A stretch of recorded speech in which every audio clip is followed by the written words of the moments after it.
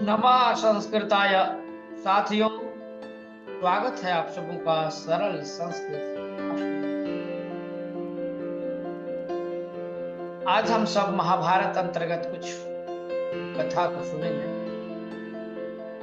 और मेरे अनुसार सभी को सुनना चाहिए। इस कथा में क्या है, आइए जानते हैं। कथा के संदेश को आप अवश्य ग्रहण करें। महाभारतांतर्गताः काश्चन उपकथाः। डॉक्टर विश्वास जी का बहुत ही बड़ा योगदान है संस्कृत जगत में। इन्होंने सुंदर सुंदर कथा लिखे हैं। आइए देखते हैं। मनसः इंद्रियैः सह विवादः। मन का इंद्रियों के साथ विवाद। क्या है मन का इंद्रियों के साथ विवाद? आइए हम सब जानते हैं। नेत्रम, कर्णः, जिह्वा, नासिका, चर्म, चेति एतानि पंच ज्ञानेन्द्रियाणि। जी हाँ मित्रों, 5 ज्ञानेन्द्रिय हैं। नेत्र, कर्ण अर्थात कान, जिह्वा, नासिका और चर्म। चर्म समझ रहे हैं, शरीर के चमड़े। ये 5 जो है ज्ञानेन्द्रिय कहे गए। एतेभ्य पंचभ्य इंद्रियेभ्य, इन 5 इंद्रियों से कहे अतिरिक्तम भवति मना। अतिरिक्त क्या होता है? मन। इति एतत् मना वदति, मन कहता है। क्या कहता है? यदि अहम नास्मि तर्हि नेत्रम रूपम न गृह्णाति। यदि मैं ना हूं तो नेत्र जो है, नेत्रम रूपम न गृह्णाति, रूप का ग्रहण ही नहीं कर सकता, नहीं ग्रहण करता। कर्ण शब्दम न गृह्णाति, मन कह रहा है कि कान जो है शब्द का ग्रहण नहीं कर सकता। जिह्वा रसम न गृह्णाति, और जिह्वा रस को नहीं ग्रहण कर सकता।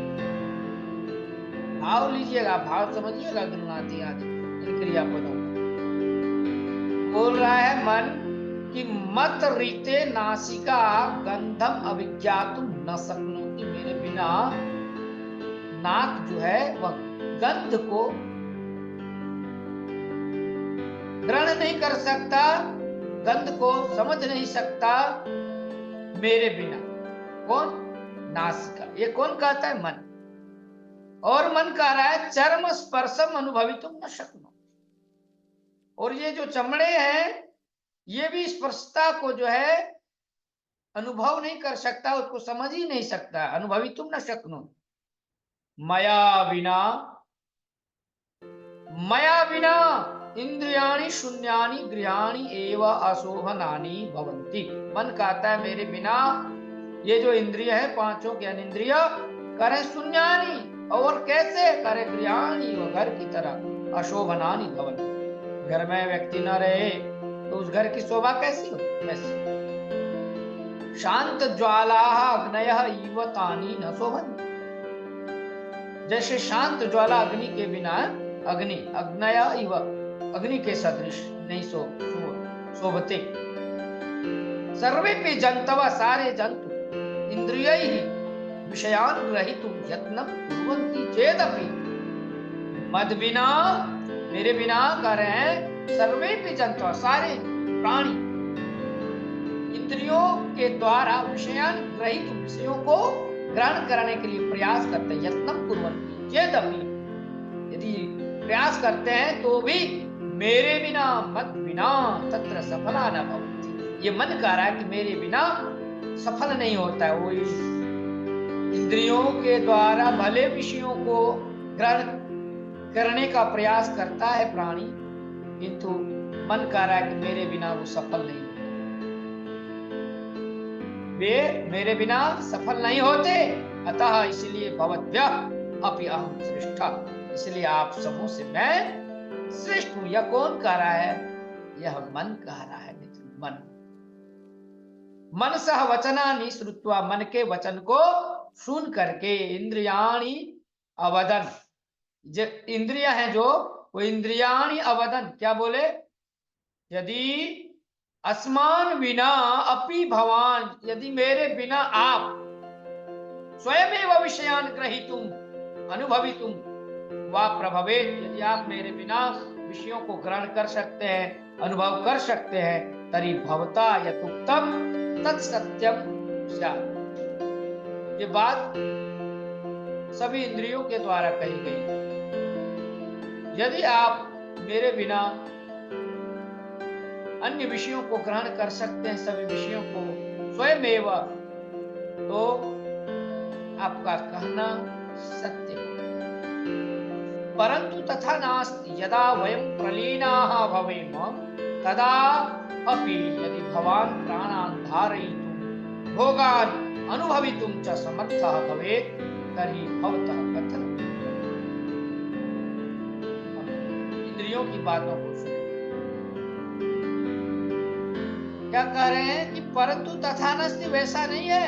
यदा वयं प्रलीना, यदि हम सब प्रलीन हो जाऊं, तदापि, तब भी, यदि भगवान प्राणान धारितु, प्राण को धारण कर सकते हो, भोगान अनुभवितुम च समर्थ, यदि भोग को अनुभव करने में, भोग को भोगने में यदि समर्थ हो, तरी भवता कथनम युक्तम, तरी आपका कहना सही है, उचित है, युक्त है।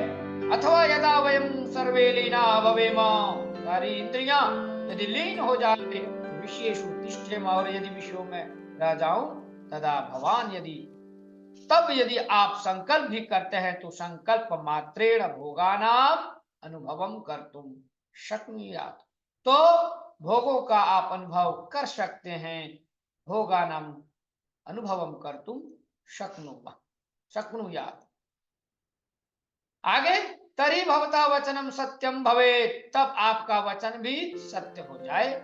अन्यच्च यदि भवता तादृशम सामर्थ्यम अस्ति, मन से सारे इंद्रिय कार्य, यदि आपका उस तरह का सामर्थ्य है, तादृशम सामर्थ्यम अस्ति, तर्हि भवान् नासिकया रूपं गृह्णातु, तो आप नाक से रूप को ग्रहण करो, नेत्रेण रसम आस्वाद्यतु। मन के अंदर यदि सामर्थ्य है, तो सभी इंद्रियों के अलावे स्वयं एवं वो नाक से रूप का ग्रहण कर सके, करे, या नेत्र से रस का करके दिखा दे। भवान बलवान अस्ति, आप बलवान हो। दुर्बलानाम अस्माकम आश्रय किमर्थम स्वीकरो, दुर्बलों का आश्रय क्यों लेते हो? लोके दुर्बलानाम नियमा भवन्ति, लोक में दुर्बलों के नियम होते हैं, दुर्बलों के लिए बहुत सारे।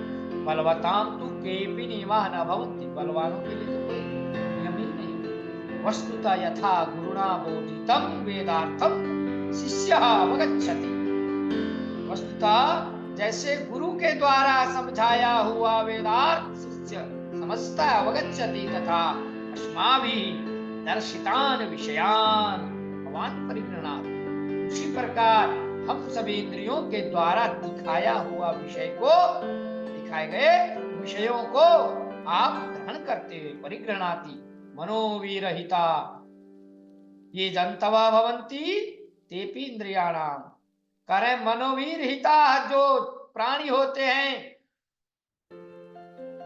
वे भी इंद्रियाणाम अस्माकं प्रवर्तते न एव प्राणान् धारयन्ति, हम सभी इंद्रियों के प्रावर्तन से ही वे प्राण को धारण करते हैं। अतः भवतः यावत् प्राधान्यम, जितना आपकी प्रधानता है, तावदेव प्राधान्यम अस्माकम अपि, सभी इंद्रियों का है मन से जितनी प्रधानता आपकी है, उतनी प्रधानता हम सबों की भी है।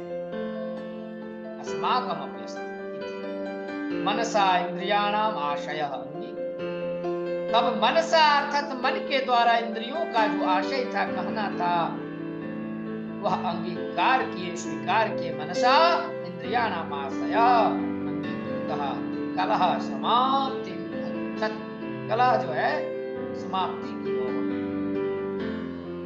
साथियों, यह कथा आप सुनो, कैसी लगी